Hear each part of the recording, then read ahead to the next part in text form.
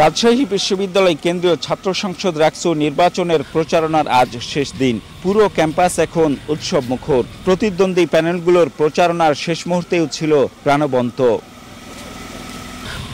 দিনের শুরুতেই অনন্য এক দৃশ্য।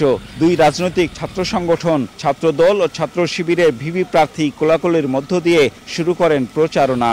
প্রতিদ্বন্দ্বিতার মধ্যেও এমন সৌহার্দ্য শিক্ষার্থীদের মধ্যে ইতিবাচক সাড়া ফেলেছে। নির্বাচনে বিজয়ে আশাবাদী এ দুই প্রার্থী।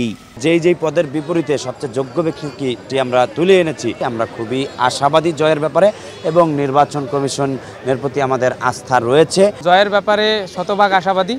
সবাই যেরকম আশাবাদী থাকে আমরাও এরকম আশাবাদী আলহামদুলিল্লাহ।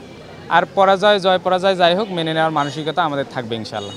বৃহস্পতিবার সকাল 9টা থেকে শুরু হবে ভোট গ্রহণ, চলবে বিকেল 4টা পর্যন্ত। ইতোমধ্যে ভোট কেন্দ্রগুলোতে সিসি ক্যামেরা স্থাপন ও বুথ তৈরি সহ সব প্রস্তুতি সম্পন্ন করেছে নির্বাচন কমিশন। প্রতিটা কেন্দ্রে 6টি ব্যালট বাক্স থাকবে এবং 6টি রঙের এবং 6টি ব্যালট পেপারে প্রত্যেকটা যে ভোটার ভোট দিবেন এবং নির্দিষ্ট যে কালার, সেই কালারের বক্সে সেটা ফেলবেন। 3টার পরে আমাদের কোনো ভিড়ই থাকবে না, কারণ আমাদের সেই প্রস্তুতি রয়েছে, সেই সংখ্যক বুথ রয়েছে। দীর্ঘ 35 বছর পর অনুষ্ঠিত হচ্ছে রাকসু নির্বাচন। এতে মোট ভোটার রয়েছেন 28,901 জন। Ziaul Gani Selim, star news, Rajshahi.